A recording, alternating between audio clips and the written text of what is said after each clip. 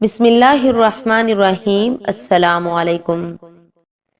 حضرت محمد صلی اللہ علیہ وسلم نے صحابہ کرام کو قریش پر حملہ کر کے ان کا مال اور دولت لوٹنے کا حکم کیوں دیا؟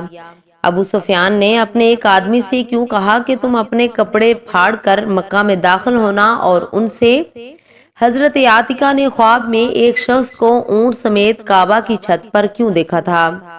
قریش کے ایک تجارتی قافلے پر حملے کی غرض سے حضرت محمد صلی اللہ علیہ وسلم روانہ ہوئے تھے، لیکن جب آپ صلی اللہ علیہ وسلم عشیرہ کے مقام پر پہنچے تو قافلہ اس مقام سے گزر کر شام کی طرف روانہ ہو چکا تھا۔ چنانچہ آپ صلی اللہ علیہ وسلم واپس تشریف لے آئے تھے۔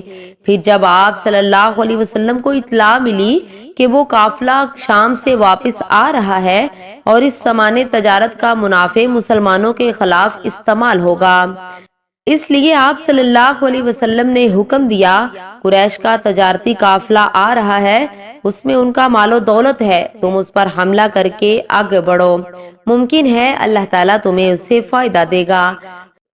ادھر اس قافلے کے سردار ابو سفیان تھے، یہ قریش کے بھی سردار تھے۔ ان کی عادت تھی کہ جب ان کا قافلہ حجاز کی سرزمین پر پہنچتا تو جاسوسوں کو بیچ کر راستے کی خبریں معلوم کر لیتے تھے۔ انہیں آپ صلی اللہ علیہ وسلم کا خوف بھی تھا، چنانچہ ان کے جاسوس نے بتایا کہ نبی کریم صلی اللہ علیہ وسلم اس تجارتی قافلے کو گھیرنے کے لیے روانہ ہو چکے ہیں۔ یہ سن کر ابو سفیان خوف زدہ ہو گئے۔ انہوں نے فوراً ایک شخص کو مکہ کی طرف روانہ کیا اور ساتھ ہی اسے یہ ہدایت دی کہ تم اپنے اونٹ کے کان کاٹ دو، کجاوا الٹ دو، اپنی قمیص کا اگلا اور پچھلا دامن پھاڑ دو، اسی حالت میں مکہ میں داخل ہونا، انہیں بتانا کہ محمد صلی اللہ علیہ وسلم اپنے اصحاب کے ساتھ ان کے قافلے پر حملہ کرنے والے ہیں۔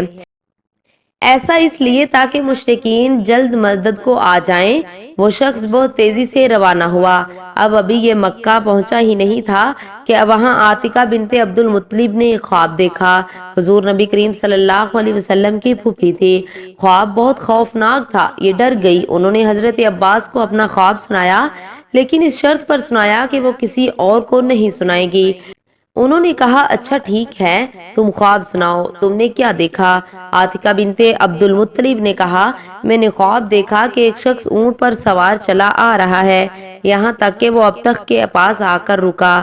وہاں کھڑے ہو کر اس نے پوری آواز سے پکار پکار کر کہا لوگوں 3 دن کے اندر اندر اپنی قتل گاہوں میں چلنے کے لیے تیار ہو جاؤ۔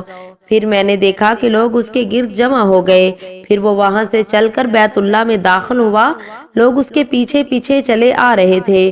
پھر وہ شخص اونٹ سمیت کعبہ کی چھت پر نظر آیا، وہاں بھی اس نے پکار کر یہ الفاظ کہے۔ اس کے بعد وہ ابو قبیس کے پہاڑ پر چڑھ گیا، وہاں بھی اس نے پکار کر یہ الفاظ کہے۔ پھر اس نے ایک پتھر اٹھا کر لڑکھڑایا، پتھر وہاں سے لڑکتا پہاڑ کے دامن میں پہنچا تو اچانک ٹوٹ کر ٹکڑے ٹکڑے ہو گیا۔ پھر مکہ کے گھروں میں سے کوئی گھر نہ بچا جہاں اس کے ٹکڑے نہ پہنچے ہوں۔ یہ خواب سن کر حضرت عباس نے کہا اللہ کی قسم عاتکہ، تم نے بہت عجیب خواب دیکھا، تم خود بھی اس کا تذکرہ کسی سے نہ کرنا۔ حضرت عباس وہاں سے نکلے تو راستے میں انہیں ولید بن عتبہ ملے، یہ ان کا دوست تھا۔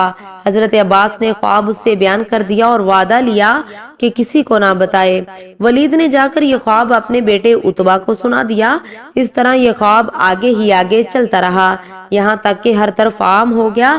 مکہ میں اس خواب پر زور و شور سے تبصرہ ہونے لگا۔ آخر 3 دن بعد وہ شخص اونٹ پر سوار مکہ میں داخل ہوا جسے حضرت ابو سفیان نے بھیجا تھا۔ وہ مکہ کی وادی کے درمیان میں پہنچ کر اونٹ پر کھڑا ہو گیا اور پکارا اے قریش، اپنے تجارتی قافلے کی خبر لو، تمہارا جو مال و دولت ابو سفیان لے کر آ رہے ہیں اس پر محمد حملہ کرنے والے ہیں، جلدی مدد کو پہنچو۔ اس تجارتی قافلے میں سارے قریشیوں کا مال لگا ہوا تھا، چنانچہ سب کے سب جنگ کی تیاری کرنے لگے۔ جو مالدار تھے انہوں نے غریبوں کی مدد کی تاکہ زیادہ سے زیادہ افراد جنگ کے لیے تیار ہو جائیں۔ جو بڑے بڑے سردار تھے وہ لوگوں کو جنگ پر ابھارنے لگے۔ اس طرح سب سردار تیار ہوئے، لیکن ابو لہب نے کوئی تیاری نہ کی۔ وہ عاتکہ کے خواب کی وجہ سے خوف زدہ ہو گیا تھا۔ وہ کہتا تھا عاتکہ کا خواب بالکل سچا ہے اور اسی طرح ظاہر ہوگا۔ ابو لہب خود نہیں گیا، لیکن اس نے اپنی جگہ عاص بن حشام کو 4000 درہم دے کر جنگ کے لیے تیار کیا، یعنی وہ اس کی طرف سے چلا گیا۔